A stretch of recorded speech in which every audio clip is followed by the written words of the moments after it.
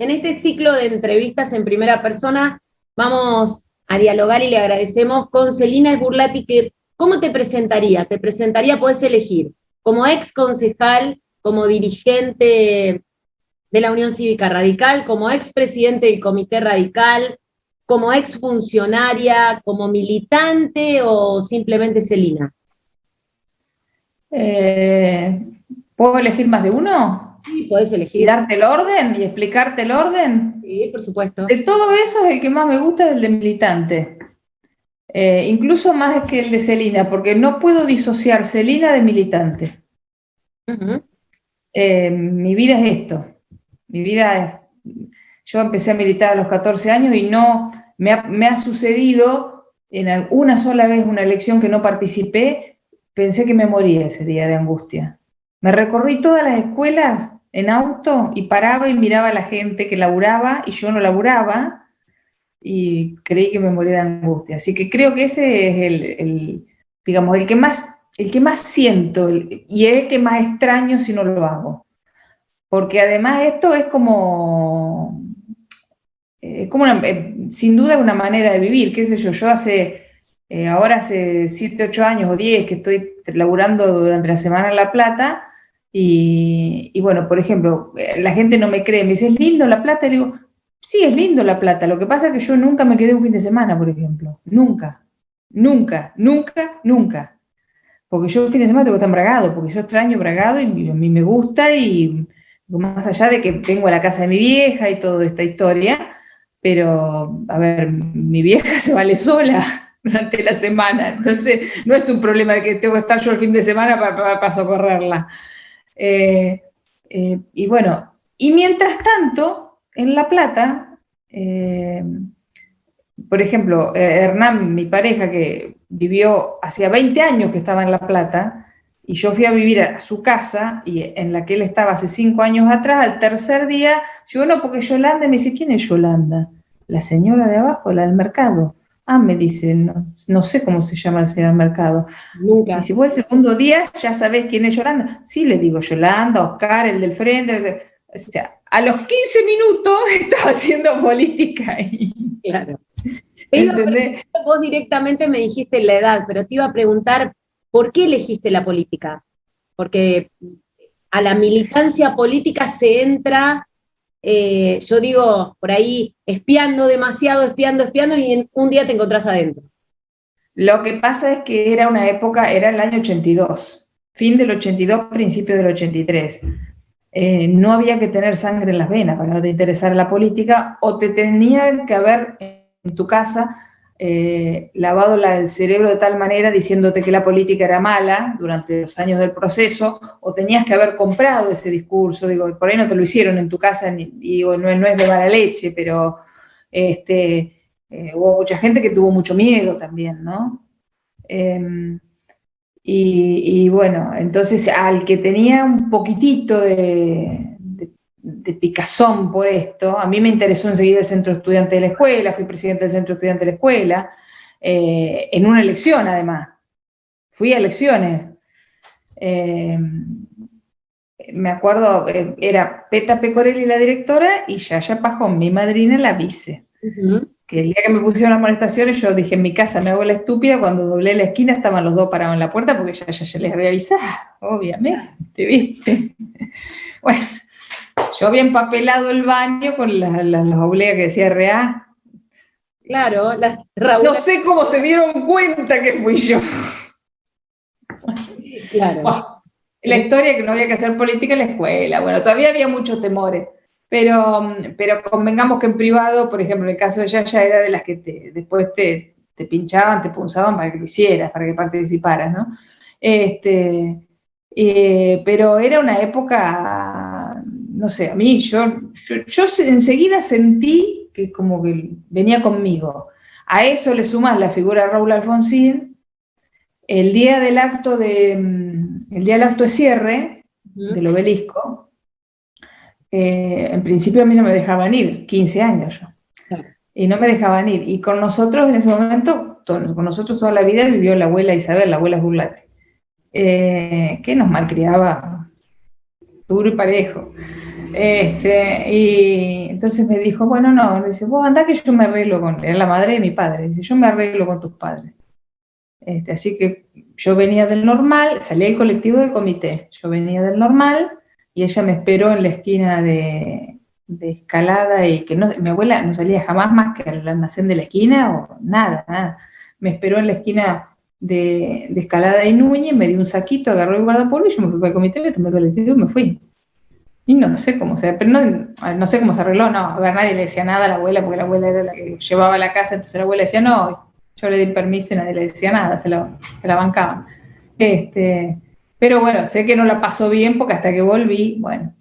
Y bueno, y el radicalismo en particular tiene que ver con dos cosas, con esto que yo te dije de la figura de Alfonsín, que era, para un adolescente era una cosa, formarse además con él como radical, porque a lo mejor alguien que le tocó ser adolescente cuando Balbín era el centro del radicalismo, a lo mejor también eran años anteriores y los adolescentes eran distintos, pero bueno, en los 80 ser adolescente, si hubiese sido Balbín el centro del radicalismo, a lo mejor no me hubiese sentido tentada de la misma manera, no porque lo respete menos a Balbín, sino porque creo que el pensamiento y la forma de expresarse eran distintas, y la vehemencia con la que Alfonsín se expresaba en temas muy puntuales y muy sensibles, como era el tema de los derechos humanos, por ejemplo, en ese momento, era una cosa que a cualquiera que tuviera un poquito de sangre en las venas, enseguida levantabas temperatura.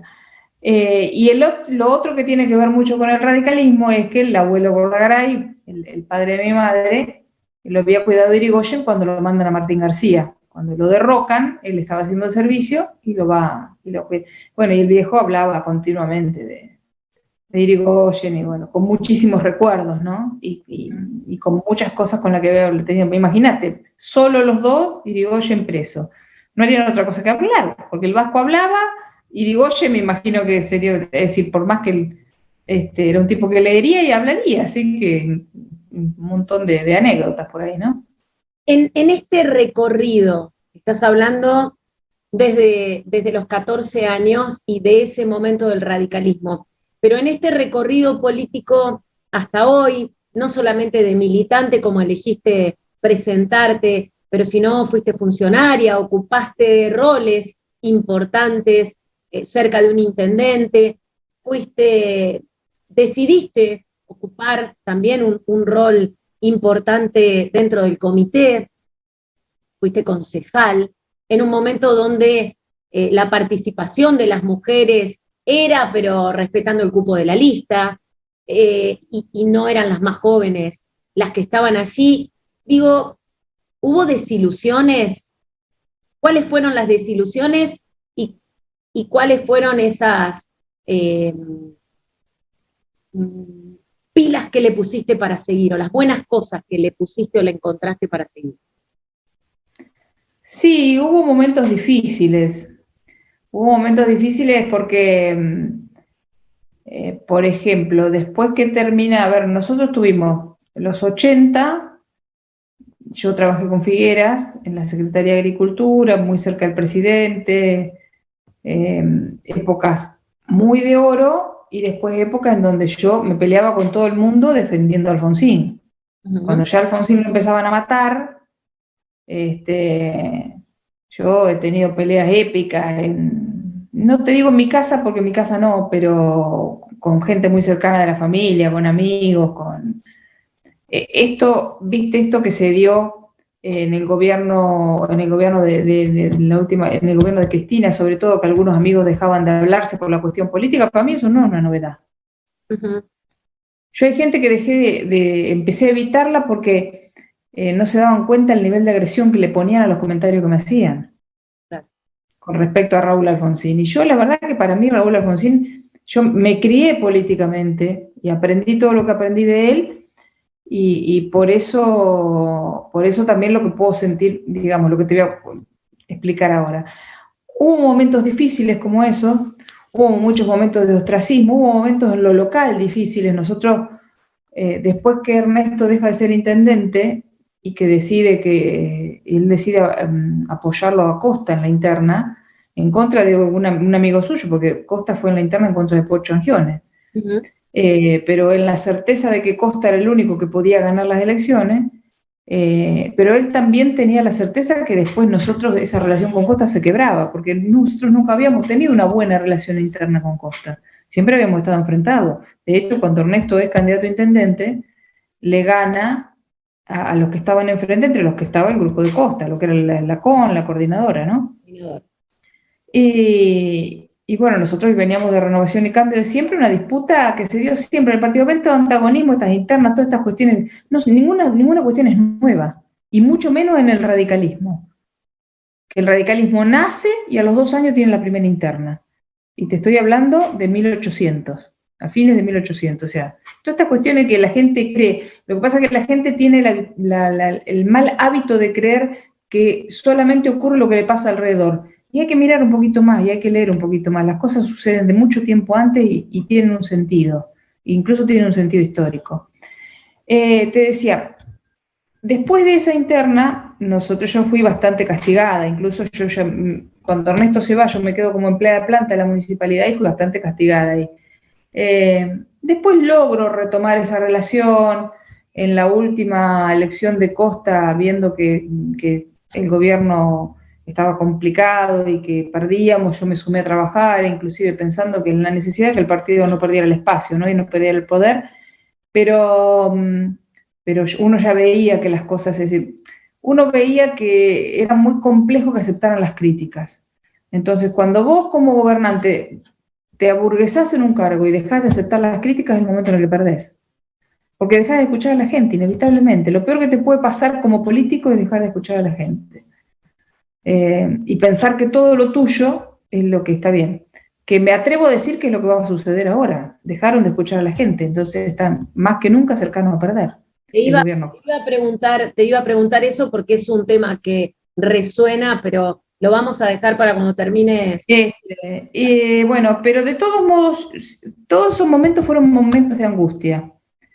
Por ahí en lo personal, en las cuestiones cotidianas, qué sé yo. Ahora, yo nunca pensé que yo iba a tener el momento de desilusión y angustia política que tengo hoy. Para mí hoy es el peor momento, porque ¿sabés cuál es el tema?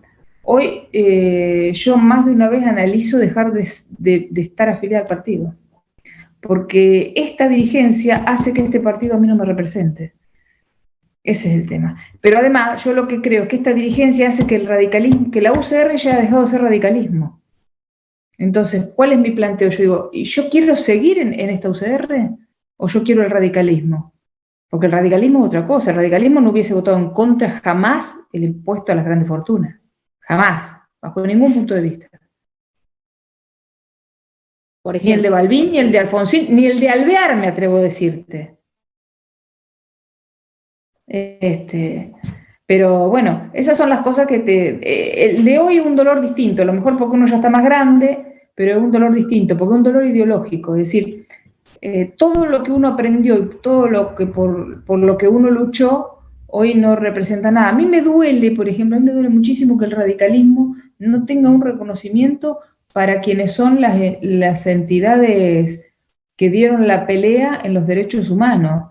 El radicalismo es parte de las críticas a la huelga de Plaza de Mayo. ¿Y yo qué querés que te diga? Para mí las huelgas de Plaza de Mayo no se discuten. A mí hay temas que no se discuten. Para mí hay temas que no se discuten. Los derechos humanos no tienen discusión. Y ahí me vuelvo intolerante, fuera de diálogo, todo lo que no soy.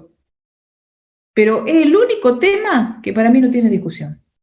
Hace poquito se hizo un homenaje a Raúl Alfonsín y me consta que fuiste de las personas que invitó a ese homenaje. Digo que abrió el abanico invitando en realidad a otros sectores de la política local, estoy hablando, que no son ni fueron de la Unión Cívica Radical. Ni espero que sean.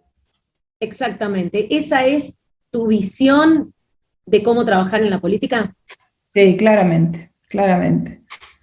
Para mí, el diálogo, además, ¿sabes qué? Vos cuando te sentás a charlar con un adversario político, tiene muchas ventajas, porque vos podés ver la misma cosa desde dos visiones diferentes. Y eso te enriquece, porque eso te permite porque vos con el adversario político estás obligado al debate. a veces con el compañero de lucha. En esta nueva modalidad de que nada se debate, que nada se discute, que la interna no se acepta y que no se acepta la discusión, cosa que es horrible, horrible, es la antipolítica, además, es perder la esencia de la política, hizo que los comités se transformaran en enormes estructuras edilicias vacías de contenido, cerradas y vacías de contenido, por ser generoso lo digo. Y en donde además dar el debate es otra vez también había ese quilombo, ¿viste? Y la realidad es que dar el debate es la esencia de la política, y dar el debate es enriquecerse, pero dar el debate como corresponde, escuchar al otro, escuchar las posiciones del otro, y ver si por ahí el otro no tiene razón en alguna cuestión. Vos conocés de cerca a Vicente Gatica, te traigo directamente al plano local. ¿Por qué? Porque estás hablando de la UCR y porque estás hablando de una situación de desilusión. Estás hablando de la UCR hoy dentro de Juntos por el Cambio. Una UCR que fue oficialismo a nivel nacional y a nivel provincial y que sigue siendo oficialismo a nivel local, en Bragado, ese lugar donde no querés dejar de volver. Y conocés a Vicente Gatica trabajando en el mano a mano, incluso. Lo conocés mucho. Sí, claro. Sí, yo trabajé con él. Exacto. ¿Vicente Gatica escucha, Celina? No, yo creo que no. No, está a las claras que no. No, además no solo no escucha, sino que, por ejemplo, en el caso, por ahí no está bien hablar de las cuestiones personales, pero es una cuestión personal política. En el caso mío, él no aceptó que yo, por ejemplo, le planteara la interna. En su primera gestión de intendente, ¿te acordás que yo fui candidata a intendente y competimos en las PASO con él?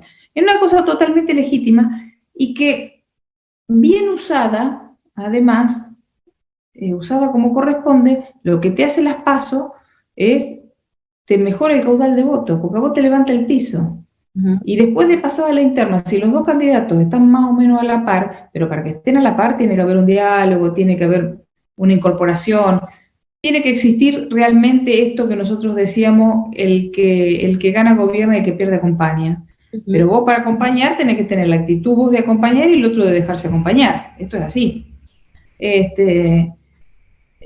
Bueno, yo creo que él nunca lo entendió eso, nunca lo entendió. Él trató por todos los medios de convencerme de que yo no lo hiciera primero, y yo le dije, mira, yo lo voy a hacer, yo tengo la obligación de que el radicalismo tenga un candidato. Él había dejado de ser radical.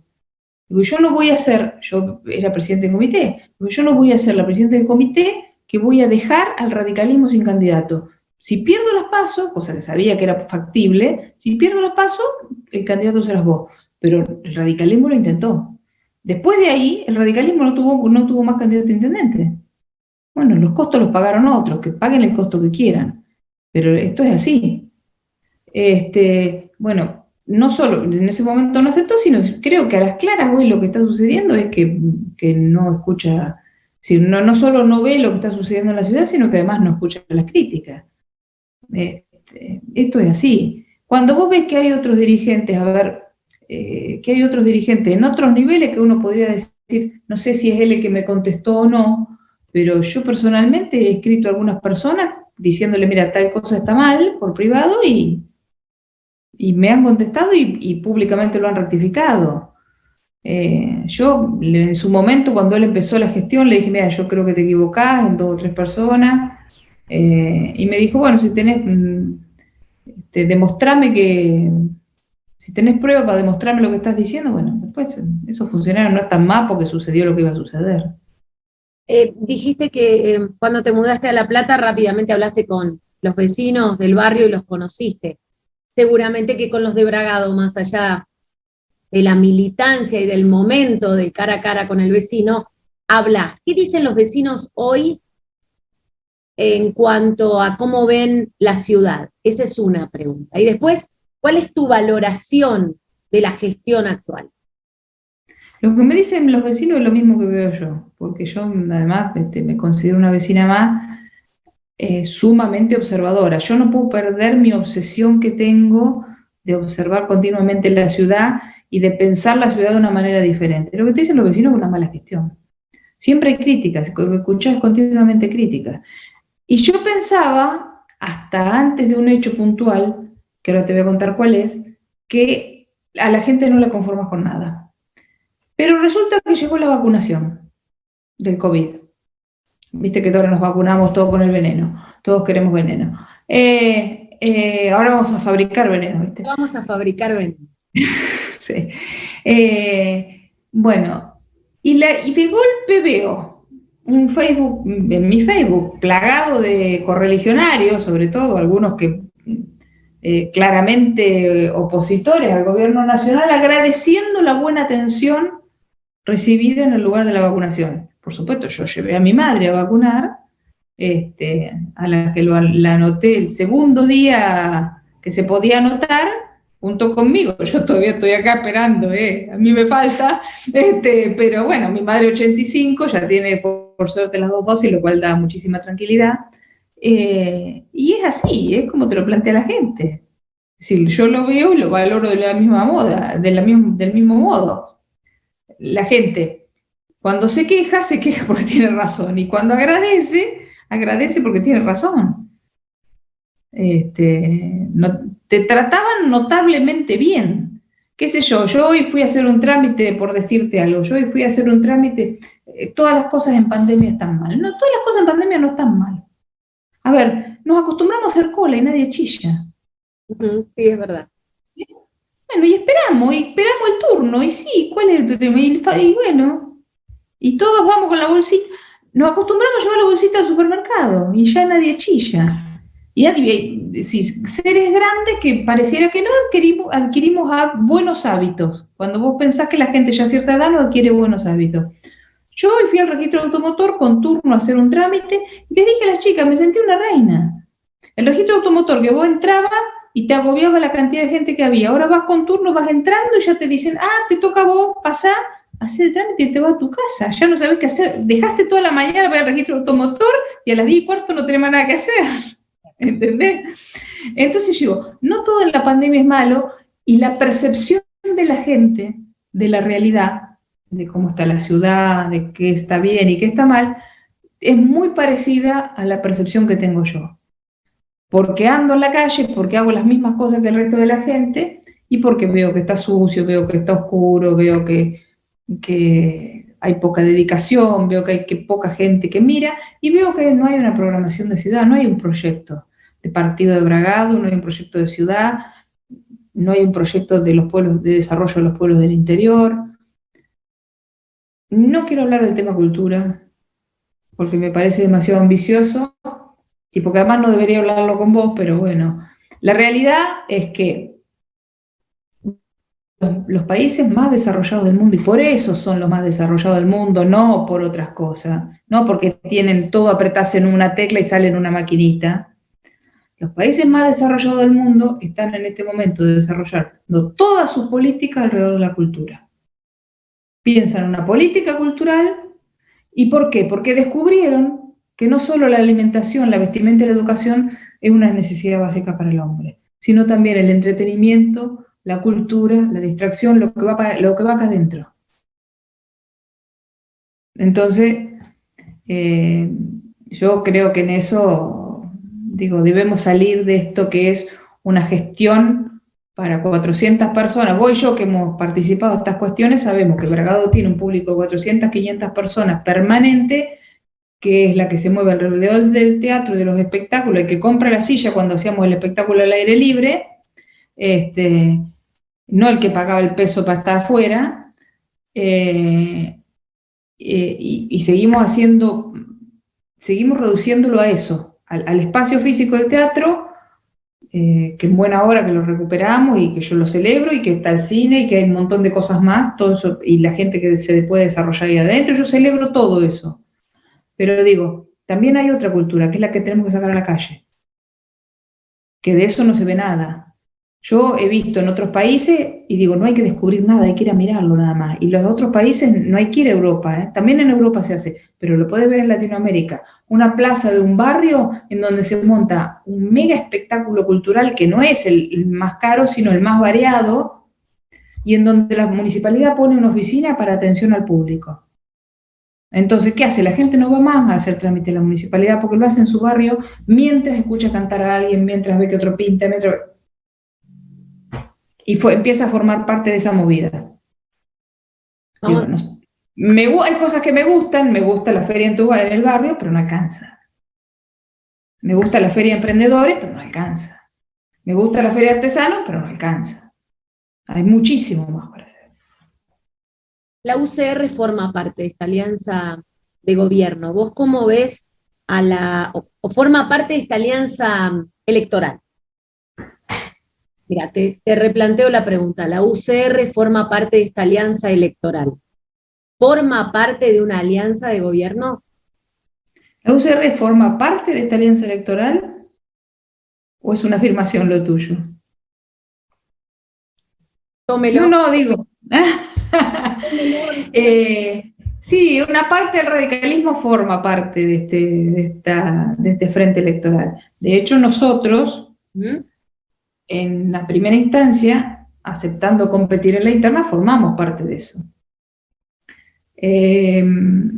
La realidad es que la UCR orgánica, en el orden nacional, provincial y local, forma parte. Yo lo que siento es que en ese caso, bueno, lo mismo que te dije antes, a veces no es radicalismo, y la otra cosa que siento es que se está compartiendo un espacio que se debió haber rediscutido. A ver, nosotros discutimos Gualeguaychú y decidimos en Gualeguaychú que queríamos formar. A ver, vamos a empezar un poquito más atrás. Nosotros llegamos a un acuerdo de un frente progresista, en donde la UCR ideológicamente estaba mucho mejor contenida. Ese frente progresista lo implosionaron algunos propios integrantes de ese frente progresista, pensando en Gualeguaychú y lo que venía después. Nosotros fuimos a Gualeguaychú en la posición de que nosotros debíamos compartir este frente electoral con el PRO y con Massa. Perdimos nuestra posición en Gualeguaychú. En Gualeguaychú había dos posiciones, o solo con Macri o con Macri y Massa. Nosotros creíamos que teníamos que ir con Macri y con Massa. Nosotros con Gerardo Morales, con otro montón de dirigentes, fue una elección ajustada, pero la perdimos. Algunos, a pesar de haberla perdido, lo hicieron igual. Gerardo Morales, su vicegobernador, en la gestión anterior en la de esta, pertenece al masismo. Sí, sí. Y eso no hizo que Gerardo Morales deje de ser vicepresidente del partido. Hoy. Digo para que sepamos con qué vara medimos a veces algunas cosas, ¿no? Y fuimos a Gualeguaychú, dimos el debate principal era, nosotros planteábamos este frente electoral porque creíamos que tenía que haber una alternancia política. Veníamos del gobierno de Néstor, Cristina, creíamos en la alternancia política. Por lo tanto, era necesario un frente electoral. O sea, había muerto aquel frente progresista.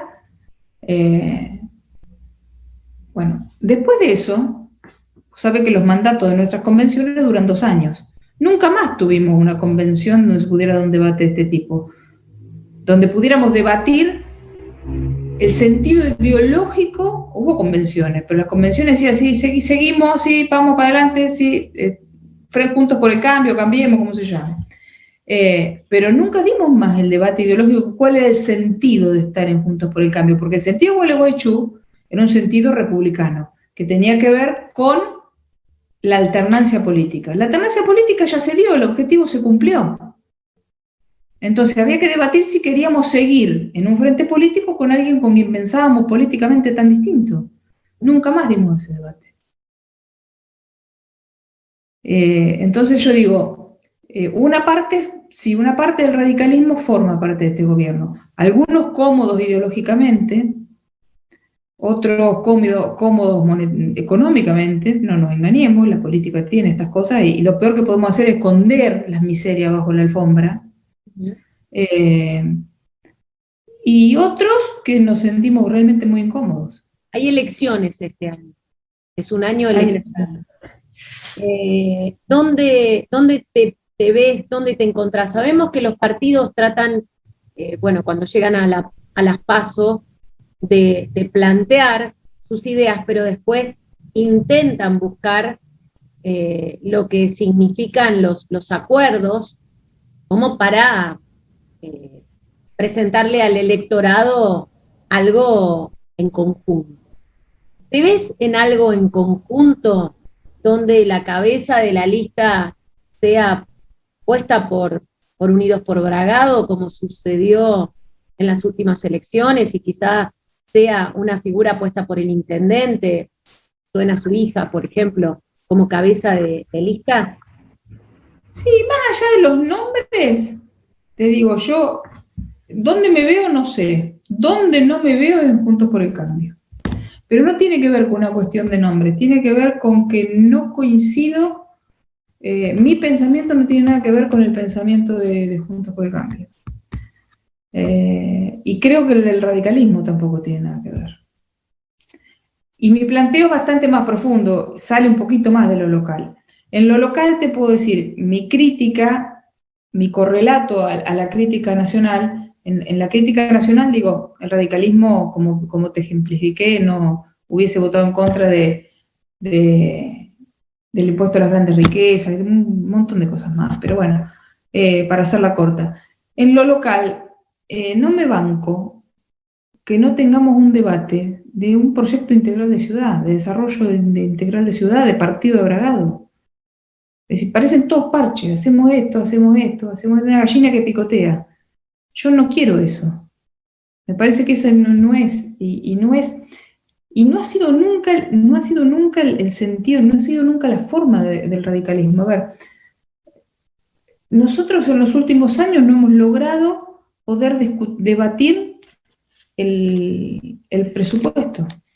Cuando asume Laura Pico de concejal, el primer año, nosotros decidimos acompañar el presupuesto presentado, Laura asume cuando la gestión asume, ¿no? Presentado fuera de término por todas estas circunstancias. La realidad es que dijimos, bueno, el año que viene, como todos los años, nosotros queremos el presupuesto en septiembre para empezar a debatirlo en el comité, en el espacio donde, para ver si creemos que podemos aportar alguna transformación a ese presupuesto, acercarla y ser parte. Nunca lo pudimos debatir, nunca.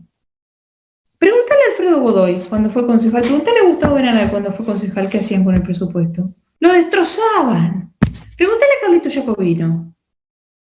Lo destrozaban. Y en buena hora que así fuera. Carlito Jacobino, nosotros éramos concejales, lo hemos visto presentar presupuestos alternativos al Ejecutivo, ¿o no? Sí. Presupuestos alternativos, es verdad, sí. Un estudio. Pero eso significaba que ponía el traste en la silla, leía todo el presupuesto y generaba uno alternativo, cerrando los números, pasando plata de un lado para otro. Pero no es el pasar plata, es decir, le resto importancia a esto para generarle mayor importancia a aquello. Y eso demuestra el sentido político. Hablas con conocimiento y mencionaste que fuiste concejal. ¿Qué distancia ves entre aquel consejo, aquellos concejales, el cuerpo, aquel modo, en realidad, no puntualicemos, aquel modo y este modo que tenemos hoy y que has visto incluso porque has tenido concejales de tu equipo de trabajo? Este que te planteo, puntualmente, hoy no se da el debate. Es más, el problema no es que no se da el debate, el problema es que generamos la conciencia de que el debate es malo. Ese es el grave problema. De que en política debatir es malo. Y no es así. Todo lo contrario. En política debatir, lo que es malo en política es la mala educación, la agresión gratuita. Eso es malo, pero en política y en la vida es malo. Convivir agrediéndose es malo. Pero debatir, poniendo a una idea, exponiéndole otra, a una posición exponiéndole otra, es lo mejor que nos puede pasar en la política. Entonces la gran diferencia que veo entre este consejo y aquello es la falta de debate. Ahora, no solo no se debate, sino que además el que debate es loquito. A esta gestión le falta política. O loquita. ¿Cómo? A esta gestión le falta política. Porque sí, claro. Sí, claro que le falta política. Pero además creen que la palabra política es mala palabra. Creen que decir que me dedico a la política es mala palabra. Creen que por dedicarse a la política te tenés que avergonzar. Yo nunca aún en el que se vayan todos, nunca me avergoncé de ser política. Si yo trabajo de esto y hace 35 años que hago esto, y todos los que me conocen saben que esto, hacer político necesariamente, en primer lugar, ser político no obligatoriamente tenés que ser corrupto. Podés hacer política y no ser corrupto. Como tantas otras cosas, muchas otras profesiones. Ser empresario no es ser corrupto. Ser empresario de los medios de comunicación no quiere decir que vos tengas que ser monopólico y corrupto. Las cosas, son inherentes a las personas y a la calidad de las personas, no a la actividad a la que se dediquen. Esto es así. Entonces, la verdad es que a mí me apasiona la política, me encanta, me gusta hacerlo desde el debate, me gusta hacerlo desde el disenso, desde el diálogo, desde el dialogar con todos, desde tener buena relación. Vos y yo hemos sido concejales juntas, nos hemos peleado 1000 veces, con vos y con todos los demás, y terminaba la sesión y nos íbamos a cenar todos juntos, y éramos capaces de hablar de cualquier cosa o de seguir peleándonos por política. Carlito Jacobino hace una interpretación libre del reglamento, pues te acordarás, y tengo el mejor de los recuerdos de Carlito, ¿entendés? Y de la vida en política juntos. Y él siempre fue peronista, como diría don Cuella. Un día llega el viejo Cuella de la municipalidad y una de las chicas le dice: don Cuellar, ¿lo atiendo? No, dice, a mí me atiende Celina, que ella es radical y yo soy peronista y no nos movemos de ahí, dice Cuellar. Dice Cuellar a las chicas, ¿viste? Y Carlitos desde su posición y yo desde la mía, y Elena Parodi de su posición y yo de la mía, y Barengui de su posición y yo de la mía, y no de la misma que yo, y qué sé yo. Y nos íbamos todos juntos y podíamos seguir peleándonos o no, o debatiendo o no, pero no, eso no hizo que nos dejáramos de hablar, que nos volviéramos intratables entre nosotros. Nada de eso hizo. Nada de eso. Y hoy, ser político es mala palabra, debatir es mala palabra, todo lo que enriquece la clase política es mala palabra. Así estamos. Tenemos una clase dirigente espantosa. La última, porque ese es el título. No. Recorriste mucho, pero seguís en la arena política. ¿Te gustaría ser intendenta de Bragado? Y la verdad que me encantaría. Lo que pasa es que yo ya no sé si tengo la edad. ¿Hay un límite de edad? Sí, para mí sí. ¿Y cuál para mí hay un límite de edad. El límite te lo pone, ¿viste cuando vos ya empezás a pensar más en que no querés dedicarle todas las horas a la política? Ese es el límite. Para ser intendente tenés que estar dispuesto 4 años de tu vida a olvidarte de tu vida. Para ser buen intendente.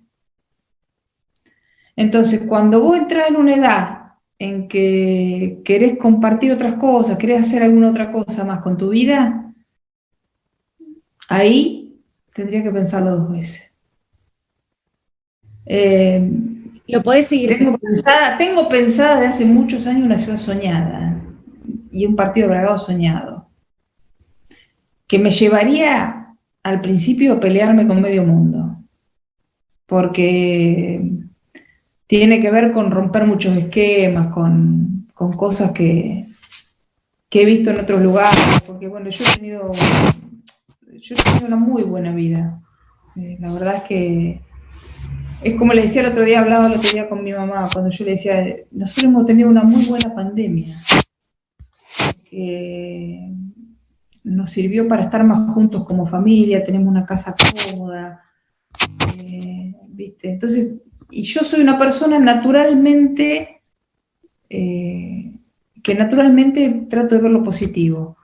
Entonces, busqué todas las cosas buenas de la pandemia, qué sé yo, cociné, tejí, reciclé muebles, los tiempos que no tuve, después yo enseguida tuve que ir a trabajar, pero estuve mucho más tiempo en Bragado, Y así como he tenido muy buena pandemia, he tenido muy buena vida, y he podido viajar bastante por la Argentina, he podido viajar afuera, y no me puedo sacar de encima esto que tengo de que, ¿por qué quiero ser intendente de Bragado? Todo el tiempo estoy mirando otras ciudades, todo el tiempo estoy mirando cómo lo hacen, todo el tiempo estoy mirando qué desarrollan, todo el tiempo estoy mirando qué hacen de tal manera, cómo hacen la cultura, todo el tiempo estoy mirando, todo el tiempo lo estoy mirando con ojos de intendente. Bueno, entonces tenemos una candidata. Pero bueno, ya no sé si ya quiero. Ese es el tema. Mientras Celina Sburlati piensa si va a ser candidato o no, nosotros le agradecemos muchísimo esta entrevista en primera persona. Realmente un gusto, siempre un placer hablar con vos. Gracias, Cori. Un abrazo enorme. Un abrazo grande. Todo el día. Mucho más que éxitos. Todo el día. La 100 pone música.